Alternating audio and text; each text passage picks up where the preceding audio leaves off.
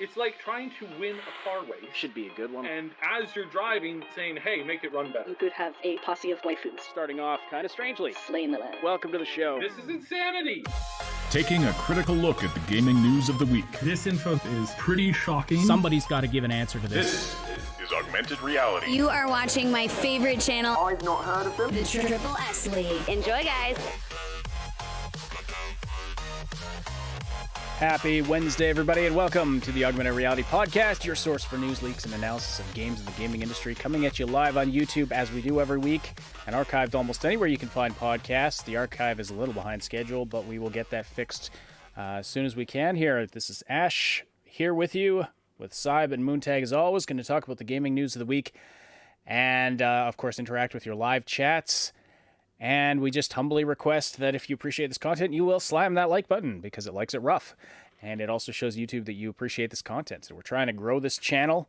We have moved the news content off of the main channel. By the way, if you're not aware of our main channel, the Triple S League, we have another channel where we do lots of other gaming content, including guides, comedy, lore stuff. Talking yesterday about getting back to our roots and doing more lore stuff. So we'll see. We're always turning up. We're always trying to.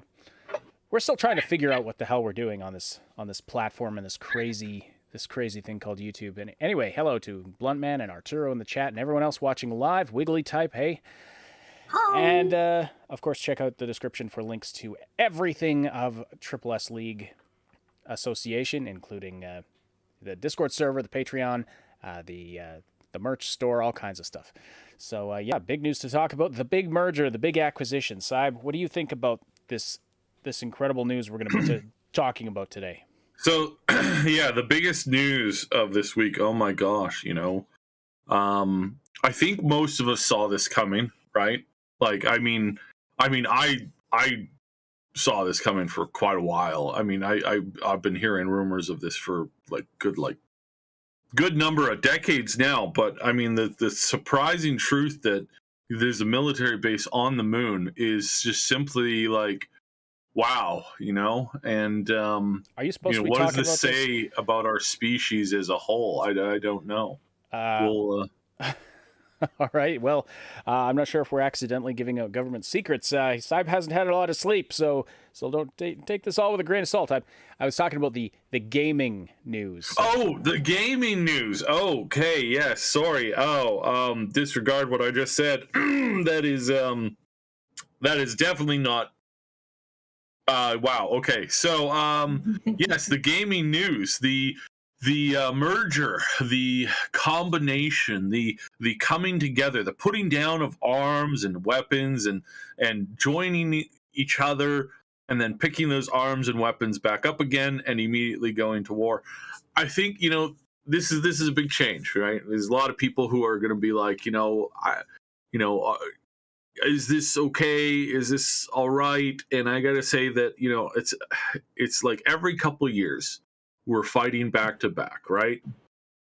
And so, I mean, I think it's about time. The Horde and the Alliance can finally raid the same things unified, and then once they leave the instance, then they can kill each other, because that's what good neighbors do, right? So yeah, the combination, the withdrawal of the rules of separating the Alliance and the Horde on World of Warcraft. Moon, did you maybe want to check his power supply? I think he might be running a little low there. Did he take his meds this morning? So what are you talking about? So this was the huge news. Oh, the Bungie story. Okay, right. Well, I mean, as you can imagine, it's been a little bit of a hectic last few days here for everybody involved.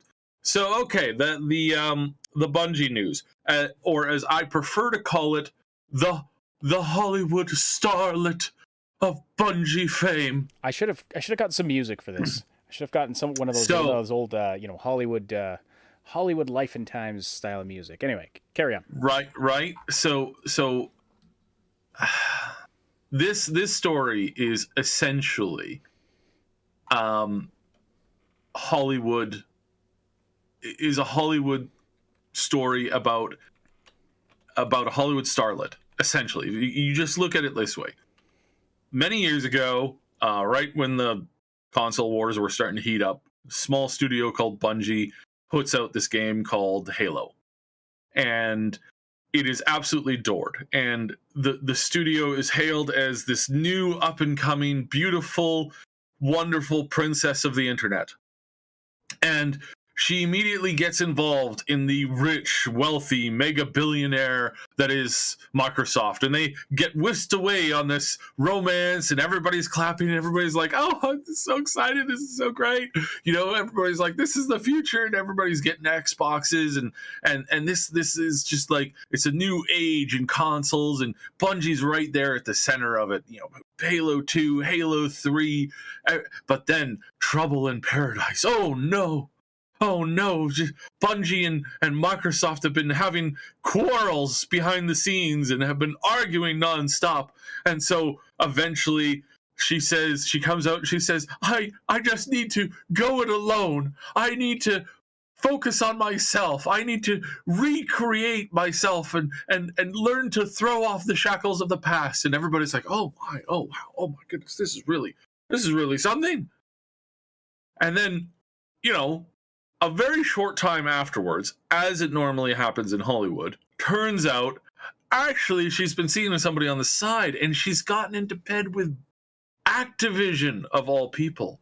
Oh my, Activision. And then the height of Destiny, the scandal, you know, the scandals that are up from Destiny 1 and 2 over the next few years, and the back and forth between Bungie and Microsoft, you know, doing stuff in the background, and them, and then, you know, doing all this stuff, and then oh, more scandal. Oh no, turns out that she's being mistreated, and this has caused her to you know, create a bad experience for her children, the players, and oh, what can be done? Oh my. And so she decides, you know, a very messy divorce happens, and it's all over the news. But she comes out resolute and she says, no, ladies and gentlemen, I need to stand on my own. I need to be myself. I need to, you know, I'm going to forge a new path without the shackles of somebody else being there and you know, affecting my artistic style. Again, this is so Hollywood. It's not even, I can't, like, this writes itself. And so, you know, everybody's like, yeah, you know, you go, Bungie, you go, you be your own person. And she's like, yes, I will. And then a couple of years later, shocking announcement. Microsoft and Activision have, you know, been whisked away on this thing, and there's this big story, and everybody's like pulling their hair out, going, oh my goodness, that's amazing. And then Bungie runs up to the microphone in the middle of one of these red carpets, grabs a thing and says, actually, I'd like to announce that me and Sony have gotten engaged less than a week after my previous two exes got engaged. And it's like, oh, you're not doing this for publicity, are you? Which they're not, obviously. I mean, in some ways they are, right? Like Sony's doing it. This for is a drama publicity. that writes itself. Yeah, you've got Sony. But You've got Sony and Xbox, the dark rivals who have you know, had this rivalry for a long time, and yeah, Blizzard, and as Old Man points out in the chat, Sony created the game Black in order to fight Halo back in the day. Now they own the creators of Halo. It's like, oh, we can fight it. Let's just buy them. You can take a couple of a handful of couples in Hollywood, and you can literally just, like, you know what, you know, the meme style. You can literally take those celebrities and all of the news articles, swap their names out for Bungie, Microsoft, Activision, and Sony, yeah, and Bungie, and you put their icons over their faces. And it's the exact storyline of this saga. Or I was picturing like royal family stuff, like all of that. But I mean, at the end of the day, still a better love story than Twilight. Right. So if you didn't catch the news, Sony, the owner of PlayStation, now owns Bungie, the original creators of the Halo franchise. Halo, which is still owned by Microsoft, who started 343 Industries to create Halo. Bungie, also the creator of Destiny, which is now owned by Sony, I guess. However, it is being reported that that's the wrong article. Bungie's going to remain a multi-platform, or their games will be on multiple platforms and will not be PlayStation exclusives. That's what's being reported. I mean, who the hell knows, really, right? But Bungie, I think Sony. I think, like, from a logistical standpoint, Sony had to do this. They had to get something to use as. They had to get something to sit here and, like, hold this up, right? This is all they have. This is all they have. They've been floundering in terms of offering anything of value to compete with Xbox. As far as now, what they have is their exclusives. Hey! There's going to be another version of the Naughty Dog Studio title. You know, they made the first game, then they made the second game. Now they're remaking the first game again. Yeah, remaking. And then after that comes out, they're going to remake the second game again and add more story because and then that's what was missing. Then they're going to go back and they're going to make the first game again. You know, the third release of that game. You know, because again, they're.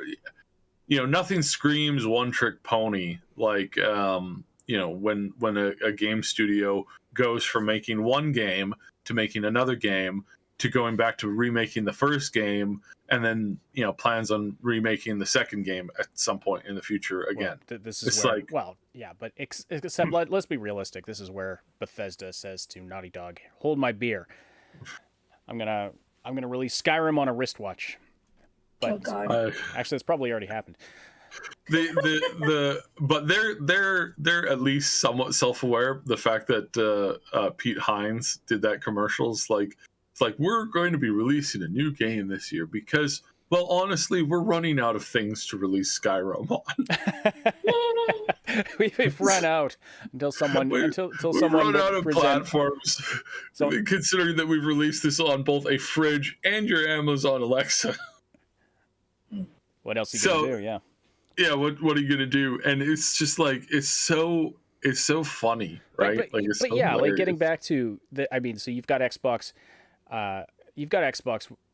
just having this massive library to offering a lot more flexibility and freedom. They're offering the Xbox Game Pass, which if you don't care about maintaining a persistent library of games that you constantly own, the Game Pass, I mean, let's face it, it's pretty good value for a monthly price. The number of games you can get there, especially now that they own Obsidian, now that they own Bethesda, and now that they own Blizzard. Yeah, Sony had to hit back. There was nothing they could do. They were going to be pushed into the realm of obscurity. The one thing that Sony has right now for PlayStation are the titles that they have that are exclusives. And that's what they've been focused on. That's where their focus has been over the past number of years. They made their bed, now they got to sleep in it. So well, and I can tell you where this is going to end up. I spent a lot of time thinking about this, and I can assure you that Sony is on the losing side of this. How come? And they did it to themselves. So the past few years, they've created a number of really standout titles, really amazing titles, really good stuff. Ratchet & Clank is an amazing game. But that's the problem, is that they've made it so that they're working essentially with just big AAA developers only. Every time one of them falters, they lose a major cut, a major percentage of the draw to their platform, right? Because right now, if you've got 12 studios making 12 hit games every year, then at least you got one for every month-ish, right? Mm-hmm.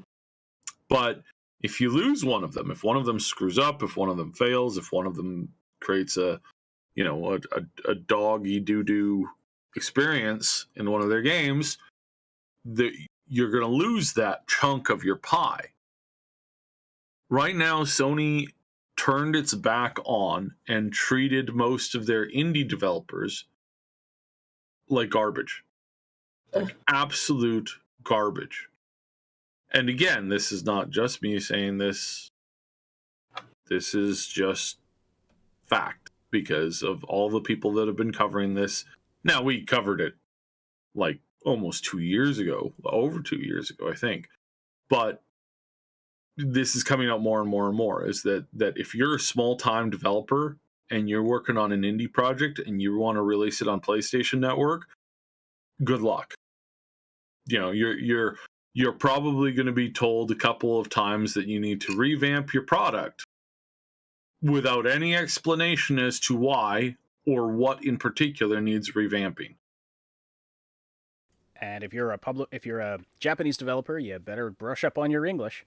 So that's how you're going to be corresponding. Yeah,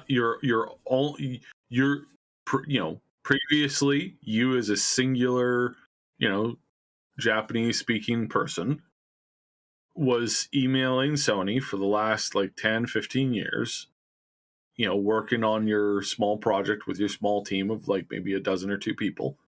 And, at your company, you got maybe somebody who took English into the third year in high school or something like that. And they're like somewhat sort of okay at it, but not really. It's been like 10 years since they've had to use it in conversation.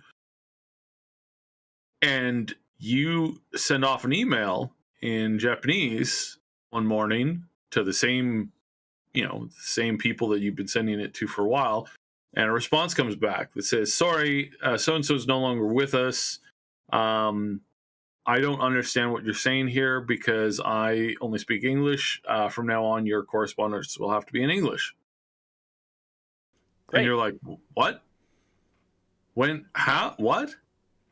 And you can't even get a response from them. It's like... Because Sony can't afford to hire somebody to correspond with people in Japanese. That's not an exclusive, like that problem is fairly isolated, right? But it is one of the many things that Sony, the American company now, not the Japanese company, the American company has been doing. So that's why they've dug their own grave, and they will have to recruit several studios in order to push back against this. Right. And the Bungie acquisition is sure it's an okay one, especially if Bungie is working on a new title, a new game, a new IP.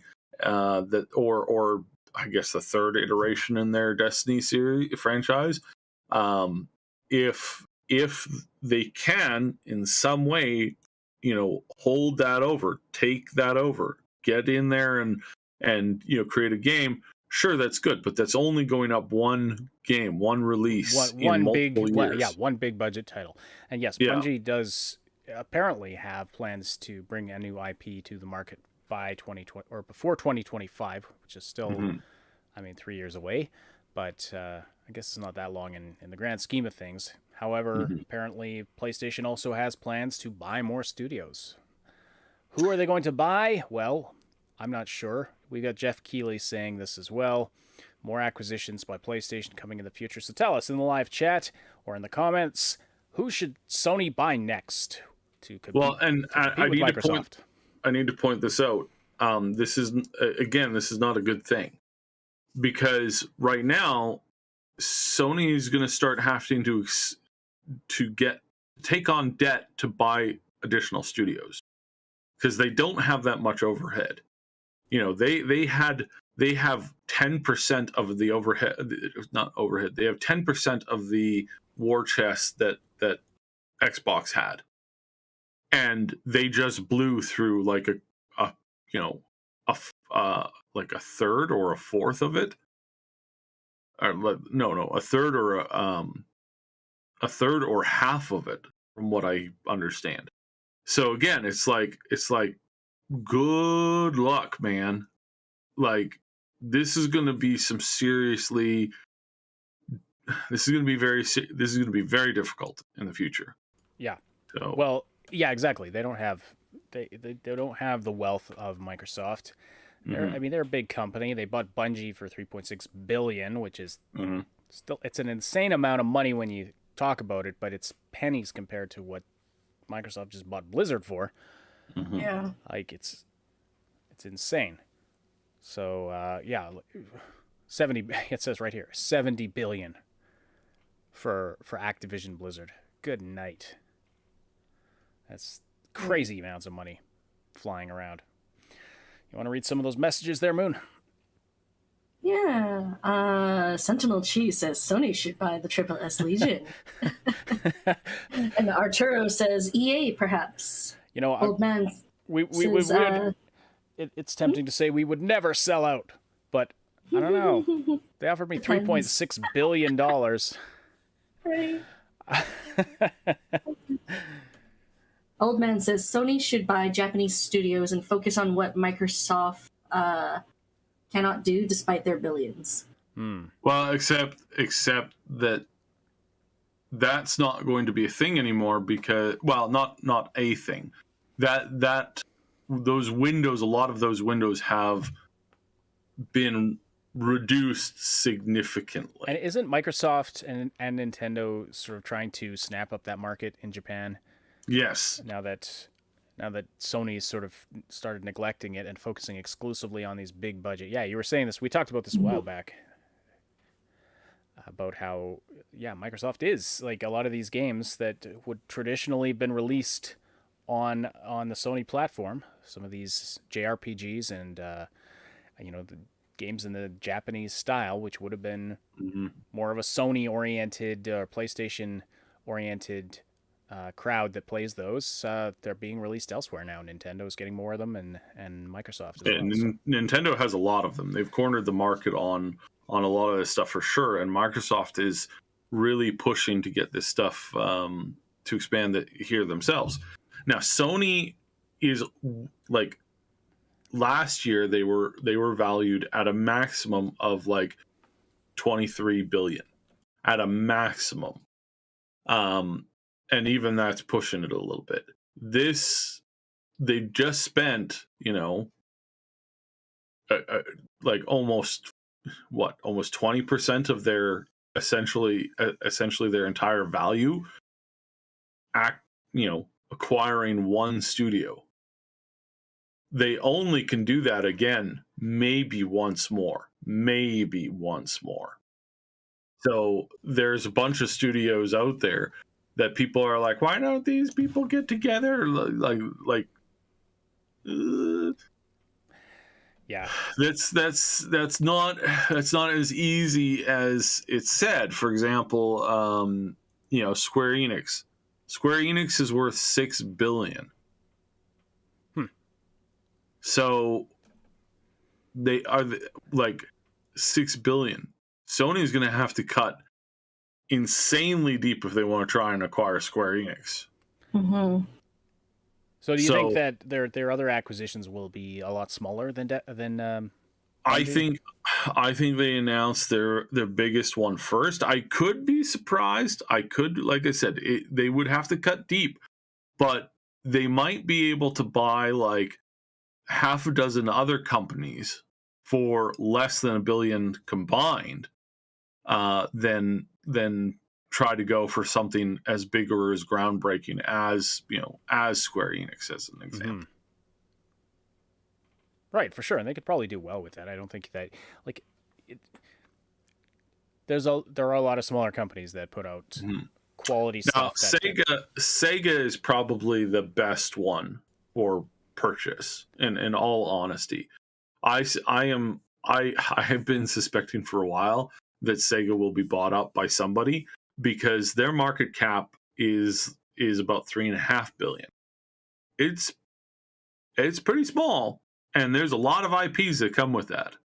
Like you could have bought Sega for the same price that you bought Bungie, and you would have had access to hundreds of IPs and titles that you could rework that are basically ready to go.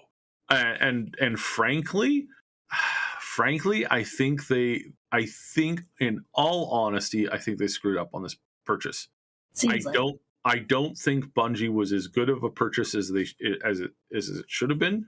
Yeah, sure, Destiny 2 is still trucking along, but it hasn't made any major splashes recently. It hasn't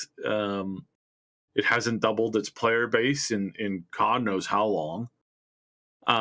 It's just not I don't think it was worth the ticket price. Not when you could have bought Sega officially, and then in 5 months you could have released a Sega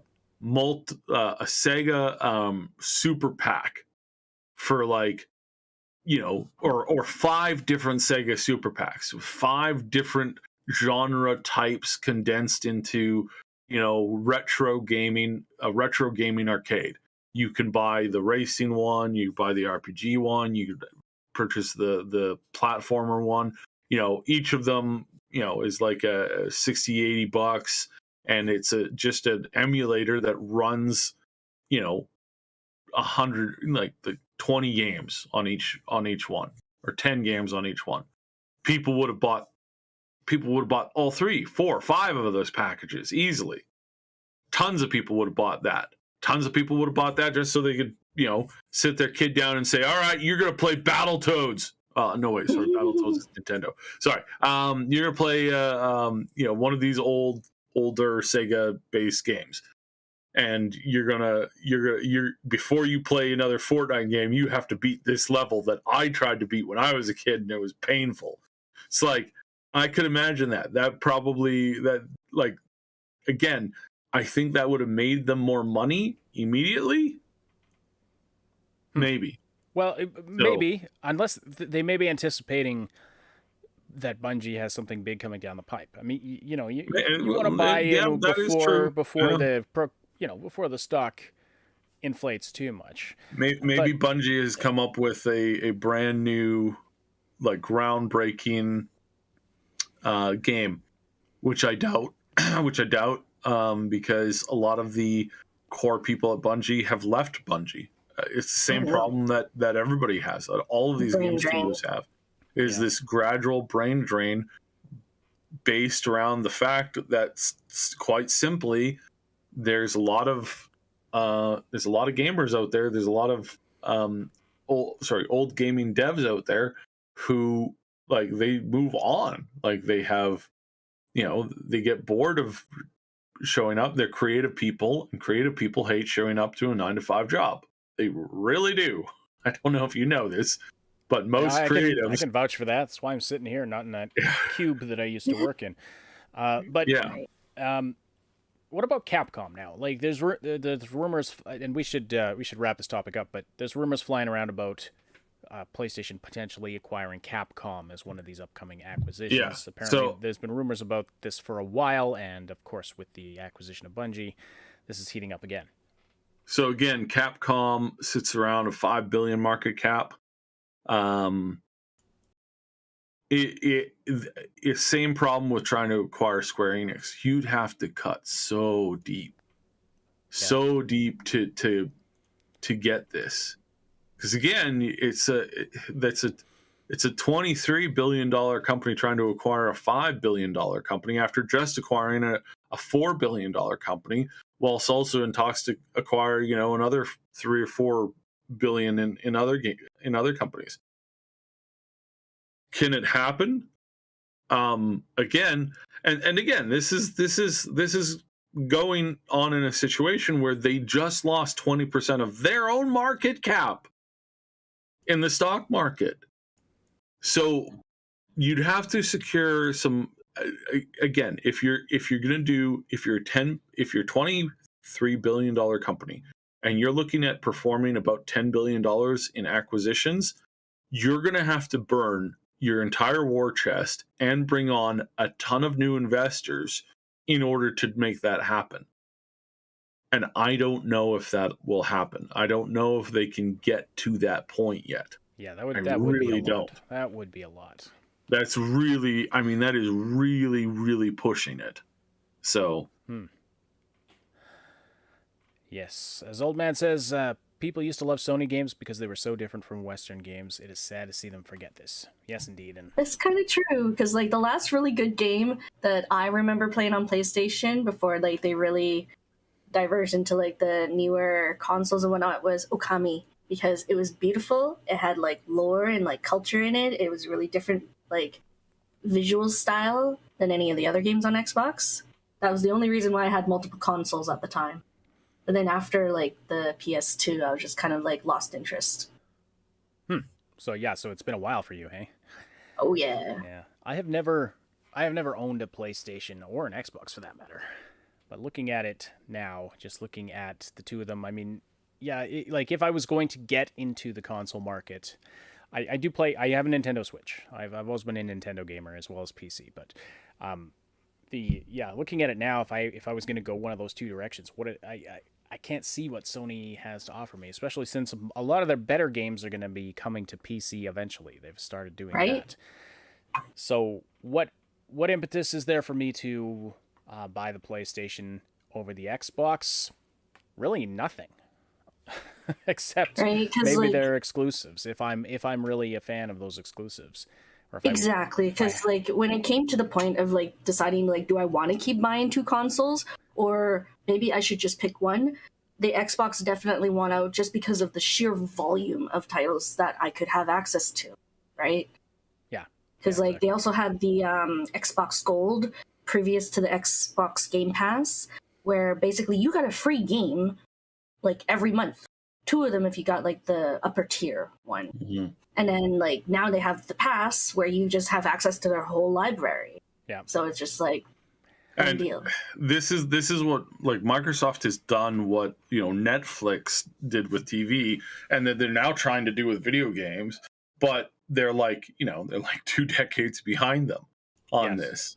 So, but even as you know, as a lot of services were, a decade behind Netflix, there's at least a lot of good competition in that market now, and that's the thing. I don't want Xbox to dominate and have a massive monopoly over gaming. Not necessarily. I want there to be healthy competition. I don't necessarily want it to be Sony. I don't know who else there would be.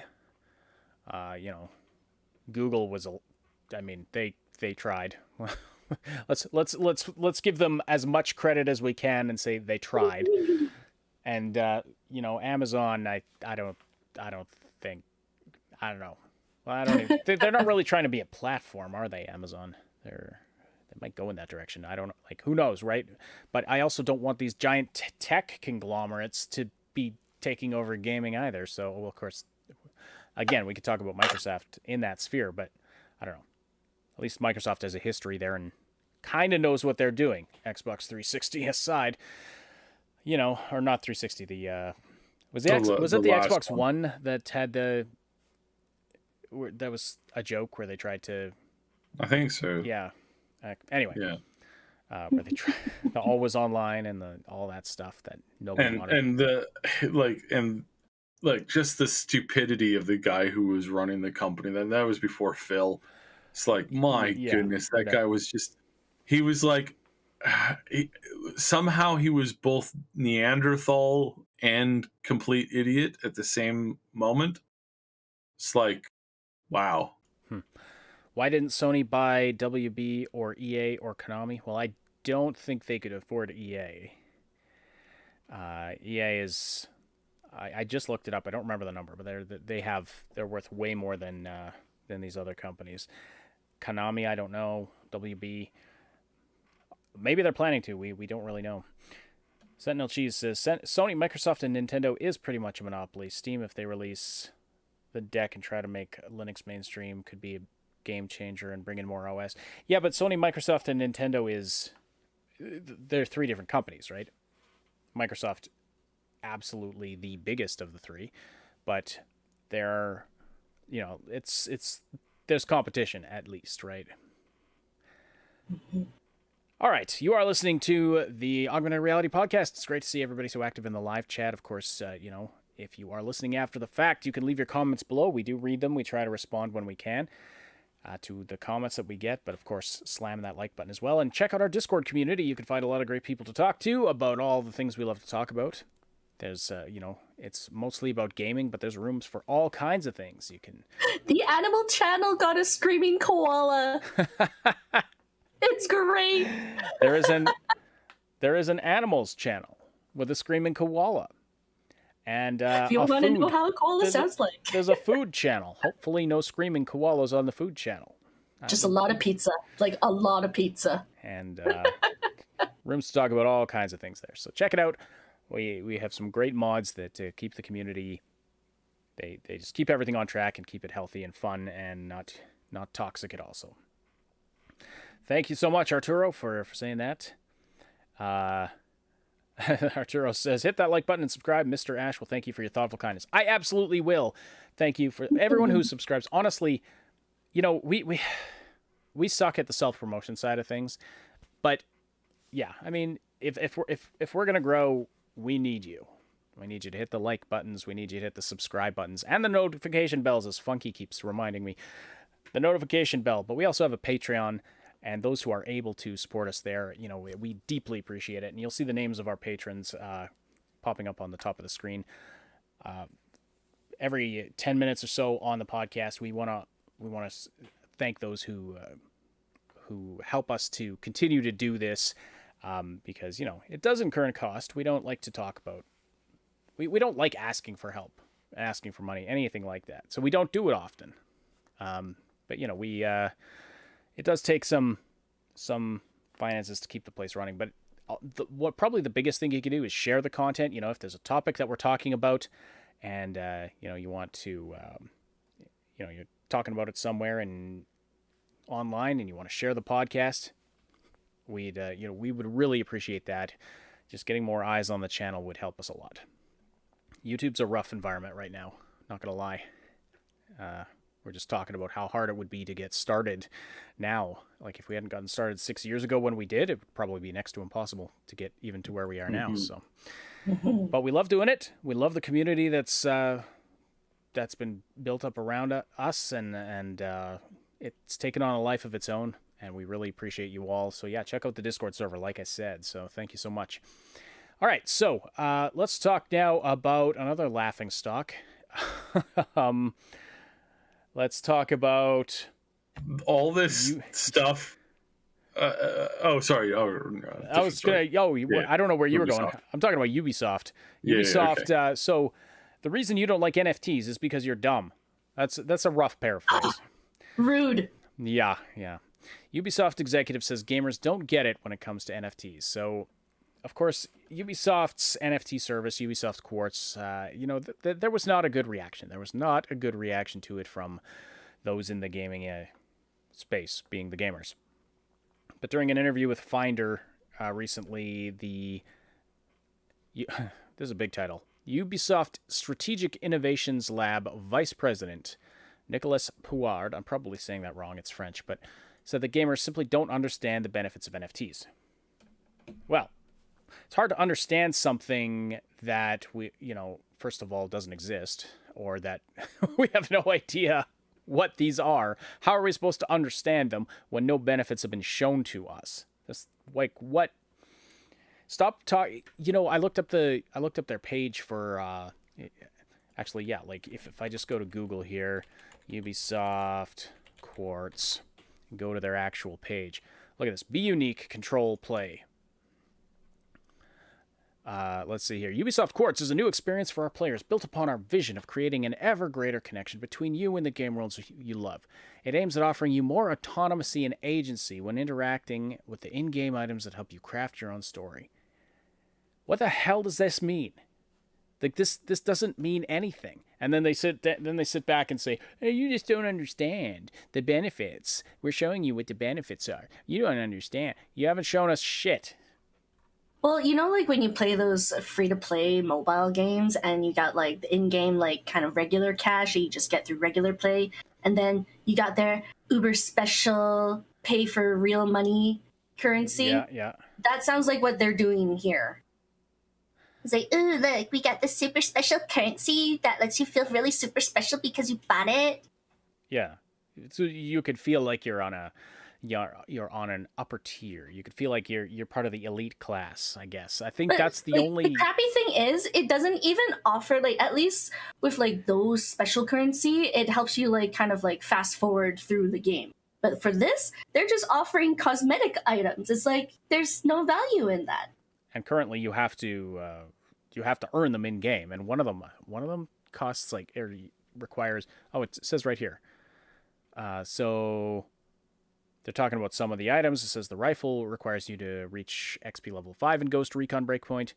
The pants require 100 hours played in the game. The helmet requires a massive 600 hours in Ghost Recon Breakpoint. Now, how many... Are there going to be things you can buy to reduce that amount of time? I would not surprise me. But, yeah, and all for a helmet with a number on it, as they say here. That's all they're offering is cosmetics. And as some Ubisoft employees and devs are saying, we don't get it either. We don't understand the problem that's being solved here. Isn't that right, Saib? Like, yeah. The people within Ubisoft are saying, why are we doing this? Like, what are these NFTs offering? Why do we have to have these tokens on the blockchain? Yeah, what do they offer now what can they offer in the future that we are currently not offering now, and how does this bring more value to gamers? Because in a world where Xbox is upping their game with creating more, bringing more and more content to players to play, more games for people to play, more things for people to play that they haven't played before, Ubisoft is looking at saying basically, hello everybody, we understand that you're waiting and anticipating a new game from us, or maybe one of the games that we advertised almost a decade ago and still haven't brought out, but we're slowing down production on all our games so that we can include NFTs, because we know that what you really want is you want to be able to buy a hat in one of our futuristic games and take that futuristic hat into another game that's based in the Assassin's Creed universe and run around with that as your hat in that game, because that will somehow enhance your gameplay. It won't. It does nothing.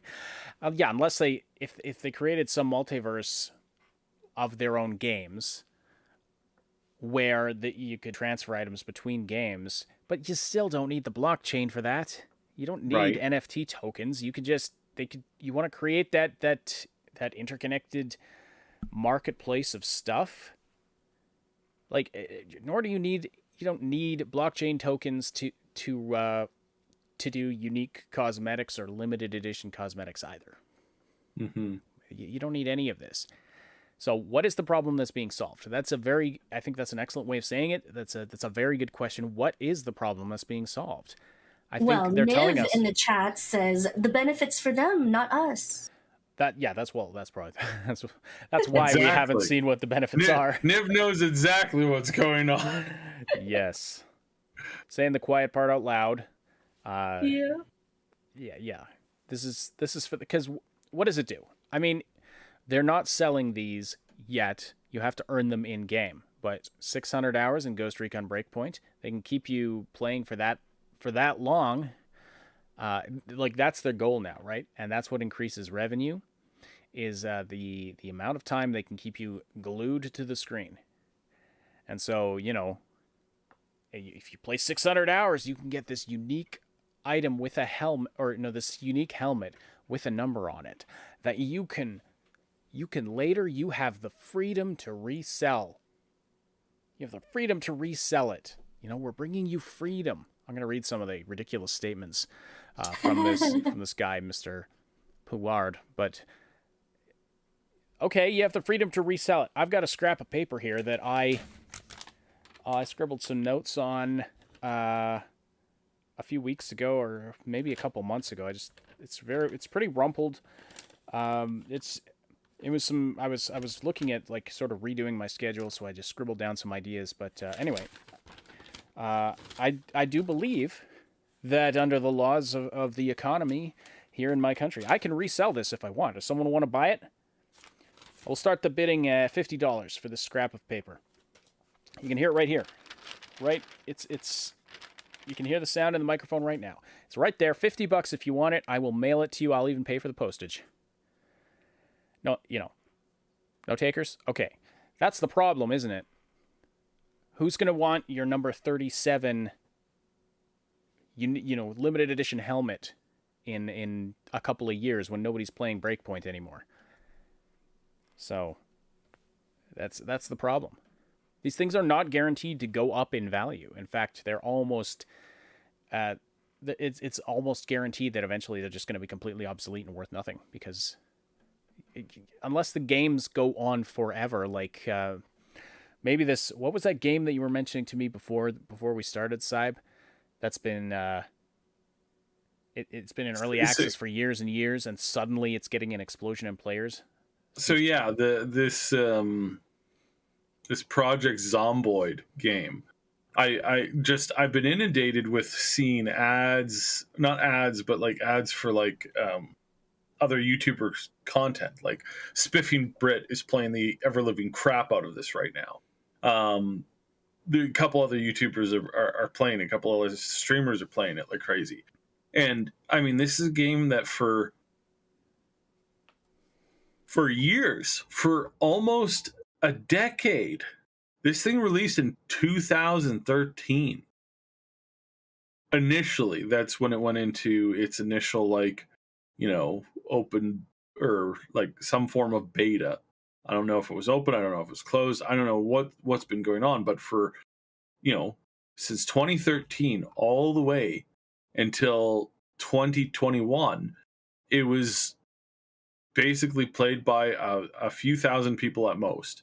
But in late 2020, it started to ramp up from like 1,000 players a day to 2,000, 3,000, 4,000, 5,000, and then it went from 5,000 to 50,000 in December of 2021. It's like, wow. And this whole time they've been working on the game. They're still working on the game. They're still coming out with content. And my lord, is this one of the most, it has one of the biggest crafting things imaginable. Huh. It's like the crafting in this game is ludicrous. The depth of the world is also ludicrous. This is a game in which turning on the radio and turning on the TV during educational programming increases your player's experience in those things.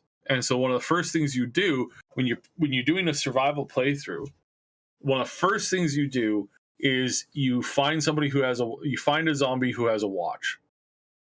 You kill a zombie, you loot a watch, you put the watch on, and you immediately beeline to the nearest TV so that you can turn it on for and like at first I thought people were joking about like an actual TV show, but no, they have been they turn on this, like it's like the nature channel essentially, or not the nature channel, the life and hobby channel, and they learn how to like be a better carpenter or learn how to be like better at fishing, because so the game covers like the initial crash of zombie invasion, right?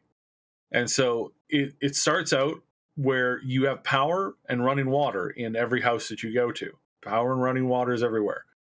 But those things aren't going to last. Eventually they're going to get shut down as the zombie problem gets worse.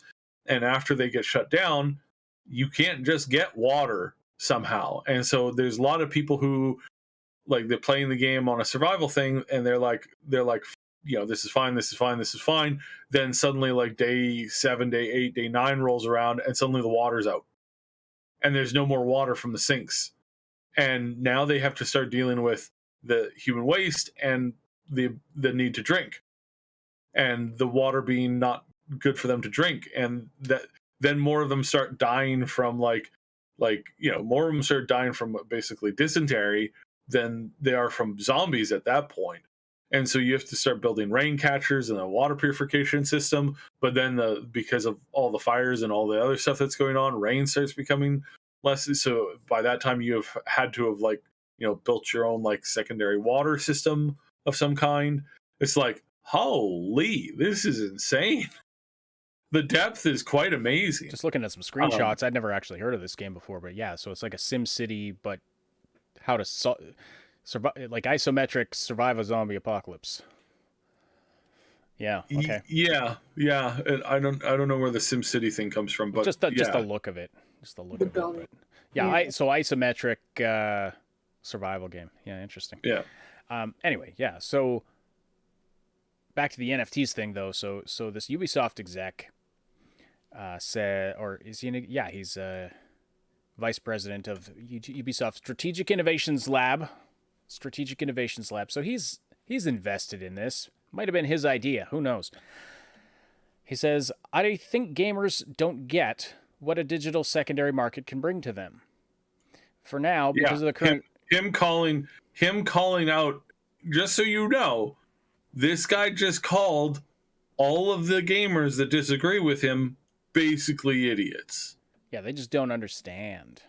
They just don't understand yet. It's because it's such a complicated idea. It's like, what is an NFT? It's like a digital certificate of ownership of something that you can't actually own or touch or exists. Yeah. That's so hard to understand. It's a unique token on the blockchain, like a Bitcoin, kind of.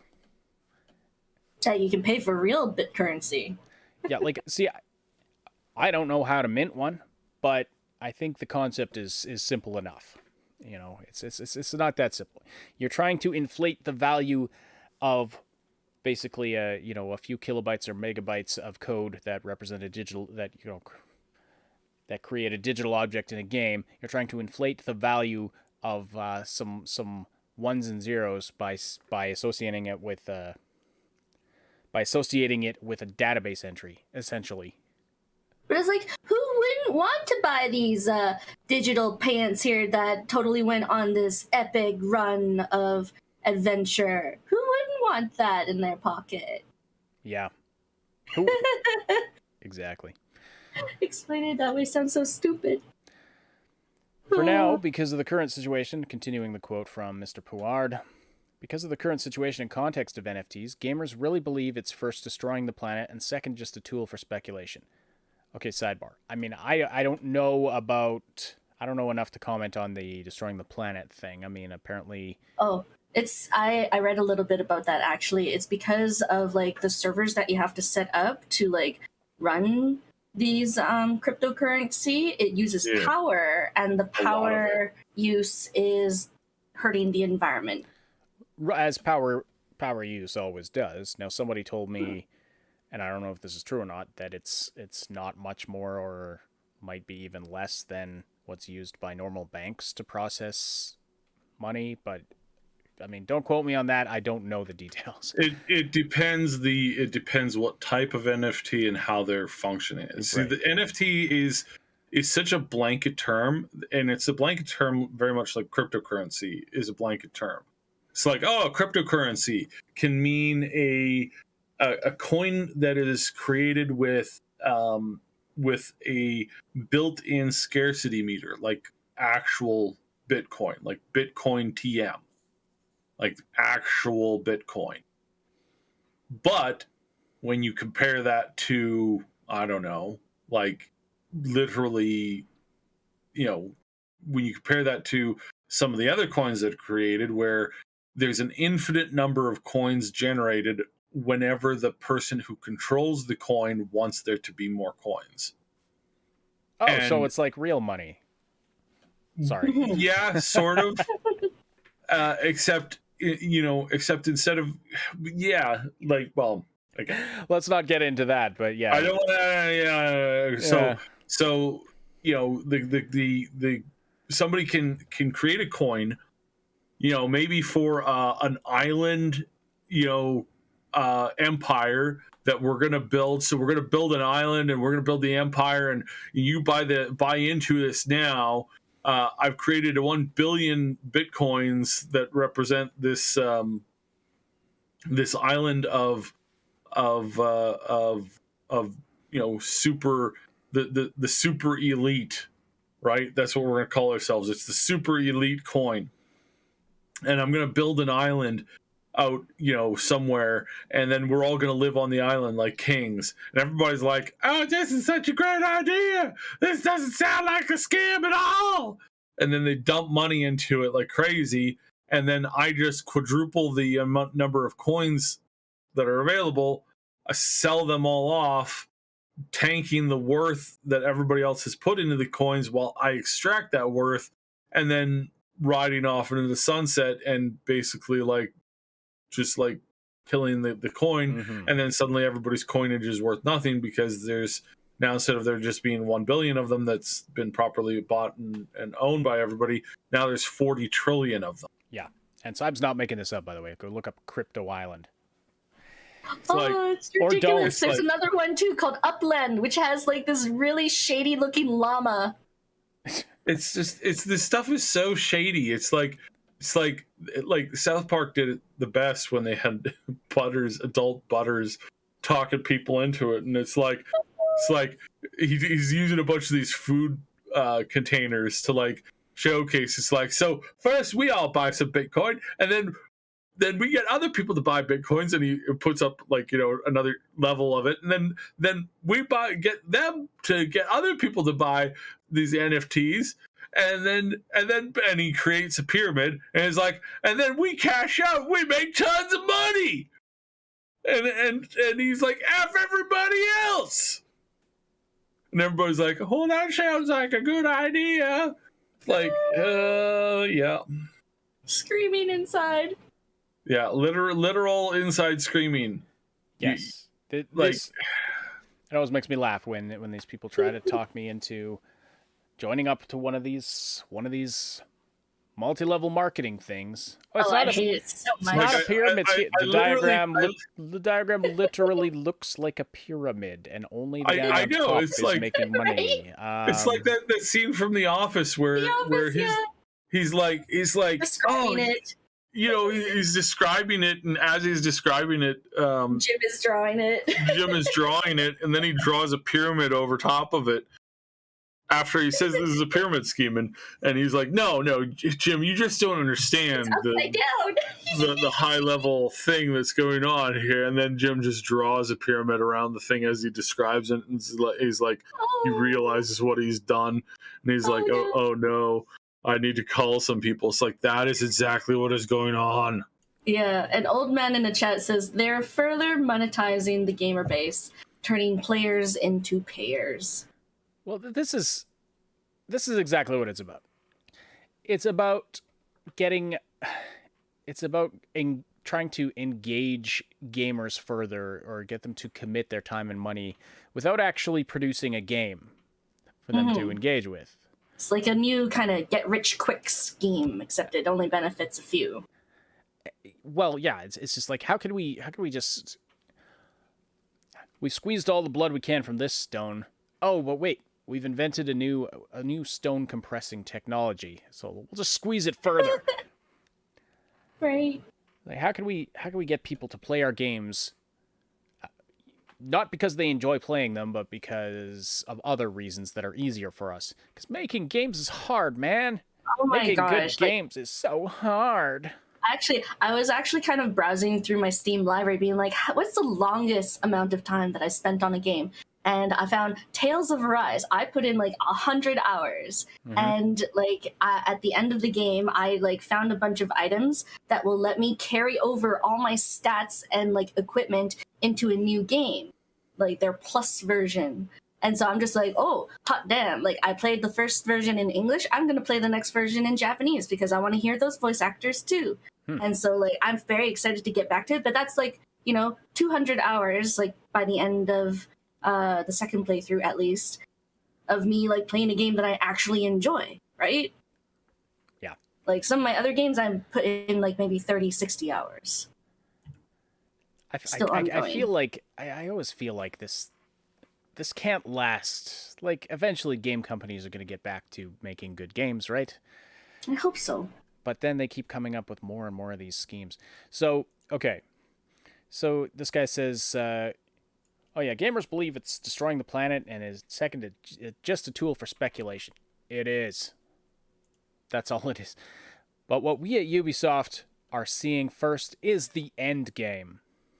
The end game is about giving players the opportunity to resell their items once they're finished with them, or they're finished playing the game itself. Well, first of all, he hasn't at all debunked that it is these two things, destroying the planet and a tool for speculation. He just kind of sidesteps that and says, "Oh, but here's what it's offering: the opportunity to resell your items. So you can resell in-game items. They don't allow you to resell the game, of course, but you could resell these items to, I mean, let's say, you buy the game and play it in 3 months. After 3 months, you're done playing it. Are these items going to be worth more or less the farther away you get from the release date? There may be a short period where the value goes up. If it's like a live service game that's ongoing for a long time, there might be a period of relative increase. But chances are, if they're continuing to add content, chances are if the value of the game is going up, it's because they're adding content and maintaining it well, which means you're probably still playing it, which means you're probably going to hang on to that item, that helmet that you've got. Or maybe you'll try and sell it to somebody to make a few bucks. I mean, how much are you really going to get for that? That's the next question. How much are you really going to get for that helmet, that unique helmet with a number on it? No one has a helmet with the number 5. This is the number 5. That guy's got the number 4 helmet. So that's worth more. But it's interesting. They say in the next paragraph there where it says this new service offers limited edition cosmetic items in the games that can then be resold via third-party marketplaces for cryptocurrency. So it's like they're choosing like the medium through which you can sell it already. Right. I mean, is that just because of like the way it's built? Is that just a way for convenience or what? Because then theoretically you can sell that cryptocurrency for money. But anyway, I mean, there's another quote that I wanted to read. So, oh no, that's the same one. I think gamers don't get what a digital secondary market can bring to them. What was the other part of this that I was going to read? Well, so this is the actual interview with the guy at Finder. And let me tell you, whoever wrote this interview or wrote this article and presumably conducted the interview was pretty disparaging toward gamers too. I mean, this is just kind of ridiculous. Yeah, like how stupid can they be? Oh no! Don't they understand that if they just listen to the experts on this, that things will just go so much better for you? Gamer feedback was negative to the point of being aggressive, as gamers are wont to do. Oh, really? Okay. Just come out swinging. Just start by insulting your audience, for sure. I can understand why gamers are wary, but I personally do not share the anger. In fact, I was quite excited by the launch of Quartz and Digits, albeit with an asterisk. I wonder if there's some kind of financial kickback, or maybe a kickback that's tied to some kind of positive review is happening here. I mean, I'm not saying that's what's going on. I'm just suggesting that it's perhaps a possibility in some way, shape, or form. I mean, they do have this disclaimer. We're reader-supported and may be paid when you visit links to partner sites. I mean, I don't know if they include any links to partner sites here, but in any case, this writer says, having kept a close eye on blockchain and NFT games over the last 4 years, I can see the potential that technology has to offer gamers greater freedom. Freedom to what? Freedom to resell items for a game that you can't resell. That's all it is. When they talk about freedom. All they're talking about is the potential to resell this thing. But to resell it for what? Like, for what are these things actually worth? No one can talk about exactly what these things will be worth because there's no possible way of knowing. There's no possible way of knowing that they will increase in value. And if they do, for each, it's like for each piece of artwork that, you know, ends up in a museum is worth millions of dollars. There are literally millions of pieces of artwork that nobody knows about. Mm-hmm. So yeah, maybe you'll be the lucky one that cashes in big in this system. Just like I like Bluntman's comment in the chat. Will they be able to sell all 9,999,999 helmets with unique numbers? Yeah, will they? Yeah. Yeah, Get them while they last, folks. Get them while they last.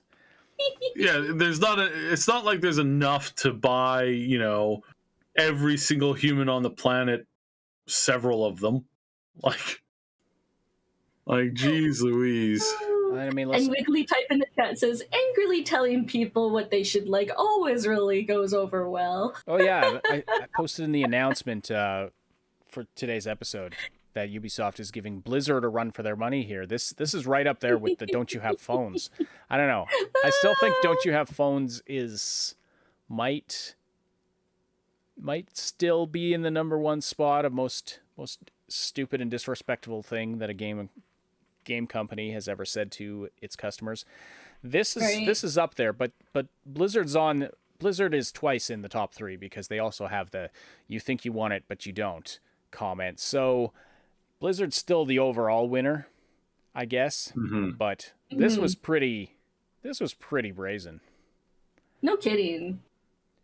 You don't like it because you're dumb. Just trust us. This is good for you. Trust us. Niv in the chat says, telling customers what they want is the fad now. Yeah, it always goes over so well. Right? And Old Man in the chat says, probably using cryptocurrency because it's not as regulated. That does make sense. Yeah, potentially. I wouldn't imagine, like, I don't see that as a, like they're dictating how, I mean, I don't know.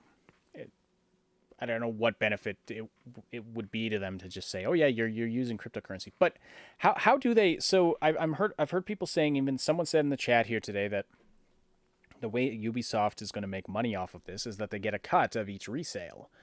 And do we know that for sure, that that's how it's going to work? As far as Ubisoft, benefiting financially from this scheme? Well, technically, in like the lineup of steps they're listing here, they're going to be the initial seller, anyways. So, like, if anything, they're going to get the biggest cut of whatever gets paid, anyways. Right. So I don't know. Like, the initial sales for these first ones, they're saying you will earn them in game, like not buy them outright. But I mean, I'm sure it's only a matter of time before they're just selling them outright. IX is probably transaction costs. I mean, maybe, like, if they're, I don't know if they're responsible for that, like how the system is set up there. I have no idea. But yeah, I did hear I was watching a video about it yesterday, and the person was saying, yeah, like, potentially the original seller plus everyone who has owned it and, in the interim could get a cut of any sale. If that's how it works, then I can see where the scheme is, because then they could put out 1 million of these things. And then Niv in the chat says, yeah, transaction fees, kind of like a tax. Okay, so Ubisoft would take money for each transaction, no matter who it gets sold to, kind of thing. So it sounds like they're just trying to create a market of NFTs to profit off. Basically. Well, that don't provide any actual benefit to the players or customer base at all. Other than, oh, look, you get this helmet that has a special code attached to it that looks like all these other helmets that we can produce unlimitedly. Mm-hmm. and I swear I'm looking at this and I'm thinking like we know what their monetization has been like in the latest Assassin's Creed game. Started out as being very, very light, and it's progressively gotten worse. You really think, like, are you telling me that like what's going to happen? You buy a bunch of resources from the store, and then you use those resources, but then you can sell those resources to somebody else? It's like that doesn't, like, logistically that doesn't make sense. Logically that doesn't make sense. And again, it's like it's I cannot see a way of improving the system. The only thing that I've ever heard when it comes to any of this stuff that actually makes any kind of sense is when they create like skins that you can take from one game to the next. It's like that is the only time that, to me, it has somewhat level of like, well, that might be interesting, just from somebody who's obsessed with character customization. But I know that, just again thinking that over, it's like that doesn't work in practice. Like, it's a theoretical thing that goes, oh, that's quite interesting, but in practice is actually quite terrible. But quite even if literally. they did that, you don't need NFTs to make that happen. Exactly. You literally just need a database that is connected to your user account that says, okay, you own this item, so you can bring it into this other game if you want. Like, there's systems in place for all this. How do you think Steam keeps track of who owns what games? The stuff, Right? this already exists. It's called a database. And that's essentially all. It's structured in a fancier way, but that's essentially all that this NFT is, or that the blockchain is. Yeah, Bluntman in the chat says they want to open a secondhand marketplace. We are gamers, not low-class, starving large families. We don't need these things to survive. Ubisoft, how about you make a good game? Let's start with that. Right? I haven't Dedicate your time and stuff that people actually want. Nobody asked for this. I haven't enjoyed a Ubisoft game since Assassin's Creed Origins. Actually, I don't think I've enjoyed a Ubisoft game other than Assassin's Creed Origins. Well, I know, there's Valhalla was pretty good as far as what I've heard from people in our community, but they did bring in more monetization and made it more and more of a grind. Mm-hmm. And that kind of, despite how, I don't care how quality the gameplay and the story is, it's not going to, when I look at that stuff, it's not going to make me play that or make me want to play that. But yeah, when I see a Ubisoft trailer for a new Ubisoft game, and I see that Ubisoft logo, my eyes just kind of glaze over, and I'm just kind of like, oh, I could take off my glasses and watch this, and it'll look like every other Ubisoft game trailer I've ever seen. Oh, no. Not saying that they're all bad or anything, or there's no enjoyment to get from them, but they just start to Starting to run feel all together. the same, I know I'm not the only one that feels that way. I know there are some people who really enjoy Ubisoft games, and I'm not gonna crap on that if you enjoy Ubisoft games. But I mean, they're so formulaic. Like, Mm-hmm. why don't we start with player engagement because the game itself is engaging, and then move on from there? That's my thoughts. Right. Bluntman in the chat says, but what about the privacy of a person with a unique object? Can I stalk her and kill a man with a helmet with the number 5 in all the games that he plays? It's like, Huh. I never thought about that. Like, can you track an Well, item through games like that? I don't know if there would be some kind of a... I mean, if you could identify them by their username or something, you might be able to. Like, username. I don't know about, Like, following if you see the item itself. if you see a guy with helmet number 5 in one game, and then you see a guy with helmet number 5 in the other game from the same, from the same company or that's on the same system, then I suppose you'd recognize that they're the same player. I don't know if you could use that to actually find a person. I have no idea if that would be No idea. Wiggly type in the chat says Ubisoft Radio Tower Climb Simulator. Yeah, that's that's what it starts to feel like. Right? I get, it. They're extremely they're excellently average games. Let's put it that. That's my feeling on it. Mm-hmm. I did really 'cause, enjoy, but what I enjoyed about Origins was the setting. The ancient Yeah, Egypt. I really liked all the costumes and all like the different like branches of storyline Yeah. to the different cultures and whatnot. It was really interesting. And how they brought in just- the real life history, the real mythology of the Right. ancient Egyptians. The combat Exactly. and the combat was decent. I'm still peeved at that game taking place closer to Starbucks opening than the actual building of the pyramids. I found that so offensively stupid as far as the narrative goes that I was highly annoyed.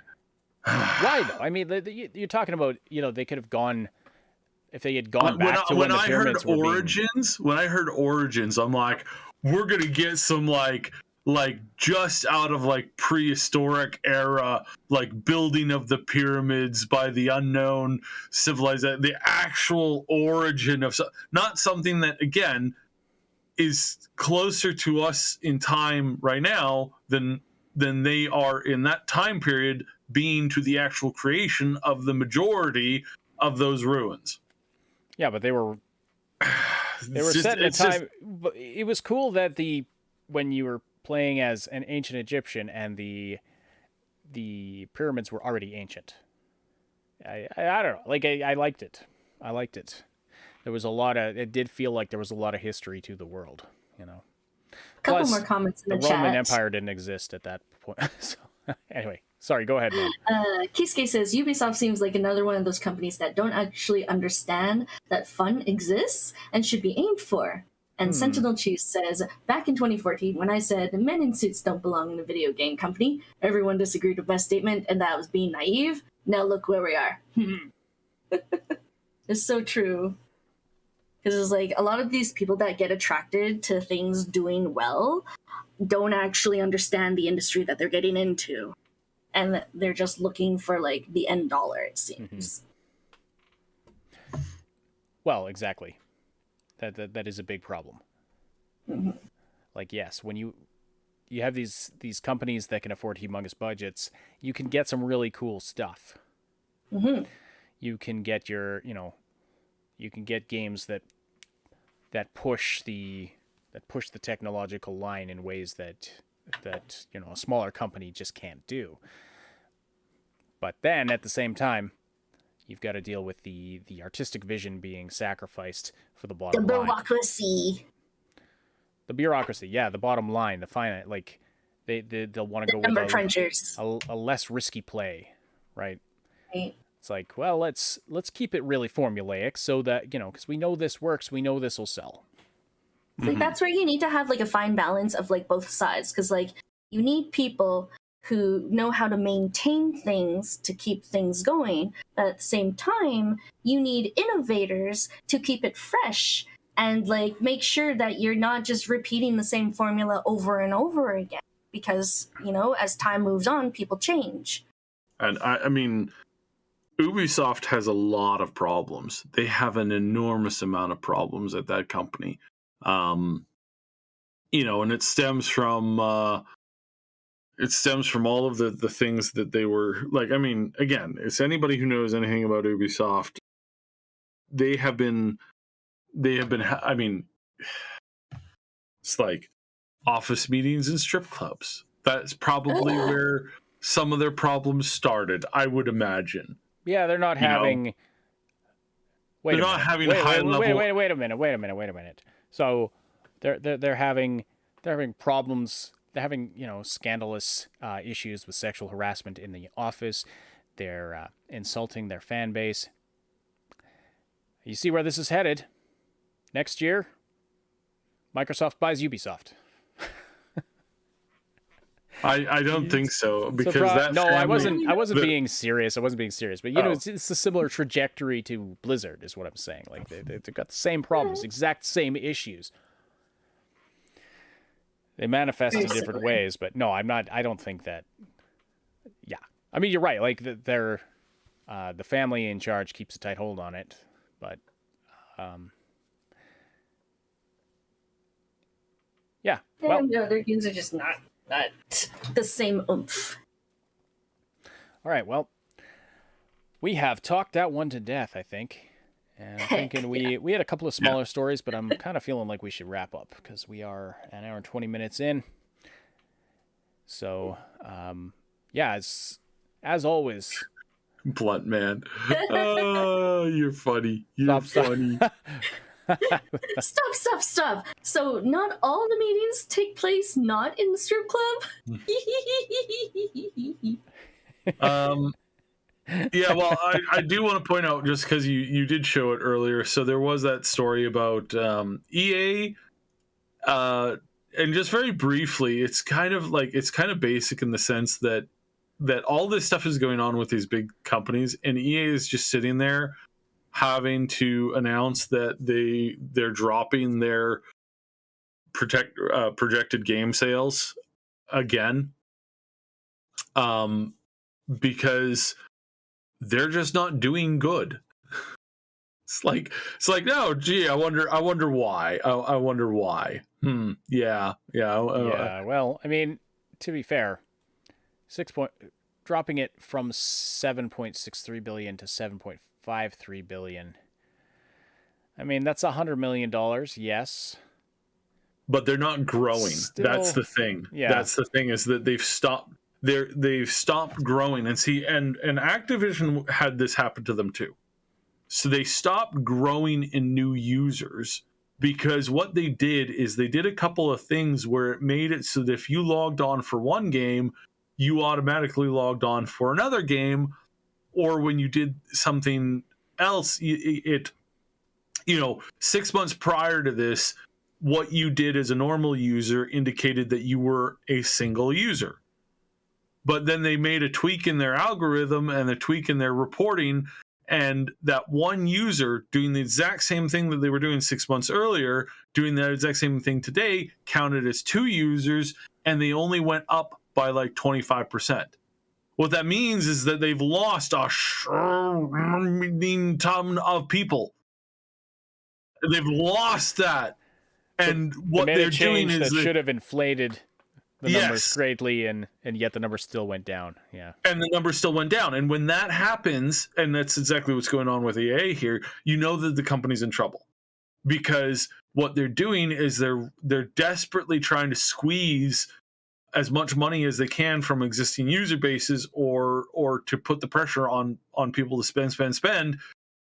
Again, it's like if you're a large gaming publisher or platform, and the last 2 years people have been forced inside their houses to play games 24/7 because there's nothing else to do. Most people don't have work. They're just staying at home, living off of a basic income, and they're managing to scrimp together some money for games. And it's like, if you stayed where you are, or ever so slightly lost by a small amount, in an industry where there's a lot of games that have gone, there's a lot of big publishers that have gone up, almost doubled or tripled in the last 2 years. It's like, congratulations, you are losing. It's like World of Warcraft. It's like World of Warcraft had the perfect opportunity to just to really hammer that experience out of the park, to really create and grow and to embrace the millions and millions of people who no longer play the game and invite them back and do all this stuff. And they failed so monumentally that they were basically projecting a complete and total loss.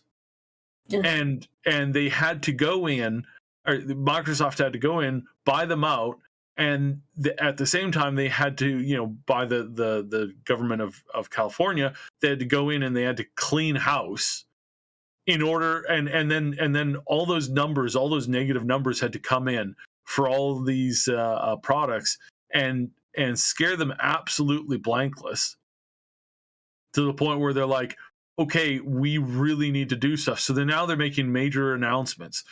Some of the big complaints have been, in WoW is like, I can't play with my friends because they're on a different faction because of the way that you designed the game, separating us from our friends by doing certain moves and certain mechanical things where you were stupid to try to play on one faction if you were doing a certain type of content, and forcing us to as players to all move to a single faction just so that we could play the damn game. And you take that and you take this and they say, okay, we're reversing that. And then probably the bigger complaint on that was the boosting communities and how people aren't playing the game and getting better at the game. And I can certainly attest to that. Seeing that when I went back, I was like floored. I was telling Moon the other night, it's like I went in, this was like almost 2 years ago now. When I came back, like the second time after a long hiatus, and I jumped in and I spent like 2 weeks doing a challenge thingy where I went from, stage 1, 2, 3, 4, all the way up. And I unlocked this feat of strength. And it's like, congratulations, only 5% of the player base has completed this. And I'm like, oh, wait, really? And I'm like, not to brag, it's just like, I did it without intending to do it. I didn't know that I was competing at that level. And it's like, yeah, instead of growing the skill base of the baseline players, instead of giving them challenges that help to bring them up, that help to educate them, you just buy your way through stuff. You just buy a couple of WoW tokens and spend those WoW tokens on getting yourself to be the most powerful version of yourself. Well, guess what? That makes your community weak as paper, and it also makes your community not really engaged in the product because all they're doing is just buying the completely. It's like, oh yeah, I wanted to beat the new boss, so I shelled out $25 and I did it.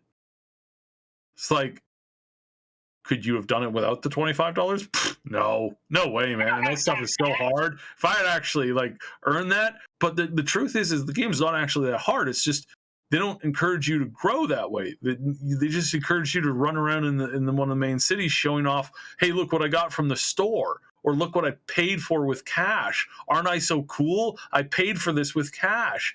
And it's like, that's really, and again, it's like, it's not the player's fault. It's the company's fault for making that an option and for failing so big on it. So now they've actually canceled that stuff, not completely, but in a large way, and they've opened that stuff up. So it shows that at least they've gotten off their keisters now and are actually trying to do something. It's like, congratulations, you're finally joining the rest of us. Like, maybe you can be, maybe you can get better at this now. I don't know. But yeah, no, it's you look at these companies, and EA is a prime example. It's like, if you have maintained course, just wait until all restrictions are lifted and everybody goes back to a normal life and people are going outside again and they're spending the summer, they're spending this summer outside doing things, going places and stuff like that. Just wait until that happens, and then you watch as the gaming industry, in certain places, the gaming industry will absolutely collapse. If that's what happens. I'm not saying for sure that that'll happen. But it's like, if everybody goes back to living life and going outside and doing all this kind of stuff, there's going to be a lot of gaming companies that are going to suffer. And I think the ones that are going to suffer the most are probably the ones that didn't do any growing during this time of massive growth potential. And yeah, just wait and see. We'll see. Mm. By the way, Dying Light 2 comes out this week. Just a couple days away. So you're gonna be playing it, eh? Absolutely. I am. Are you gonna stream it? Are you gonna be streaming it? I don't know if I'll stream it or if I'll just try and dive as deep into the content as possible. I'd say try and stream it like day one. Like if you can, then why not? Right? We'll see. I'll think about it. About it. Anyway, so look for some content on that. I mean, if there's anything in particular you'd like to see for that game, let us know on the Discord server. By the way, check out the Discord server. You can find the link in the description below. You can also, in addition to everything else I mentioned that you can do on the Discord server, which is talk to people and have a great time. And there's, people that get together and play various games. And there's, games of Quiplash that happen regularly. There's some fun stuff you can get into. There's a great meme channel. We have some dedicated memers who just fill it with very funny memes. It's fantastic. And lots of great stuff. But you can also request content request content from us. If there's anything you'd like to see, that's where we pick a lot of our news stories that we cover on the podcast from our content requests channel. But yeah, Dying Light 2. Let us know what you think of it too if you're getting into it. By the way, it's the date is 2/2/22 today, and during this podcast, we hit 2:22 p.m. on 2/2/22 in 2 different time zones. There's your fun fact for the day. Anyway, thank you all so much for listening. Please do slam that like button if you haven't yet, and hit that subscribe button, both here and on the Triple S League channel. If you want to link to that, you can find that in the description next to all the other links to all of the other things that we have. And we sincerely appreciate you listening in. Please do share this around. And, of course, special thanks to our Patreon supporters who are just amazing. And we really, really, really appreciate you and feel undeserving of the support. And for the great conversation in the chat, thank you to everyone who's listening live. If you're listening after the fact, please do leave comments below. We really appreciate reading those as well and knowing that you were listening and hearing what you have to think and say and write about what we've talked about today. So stay tuned right here on Triple S Podcast for this podcast again next Wednesday at the same time.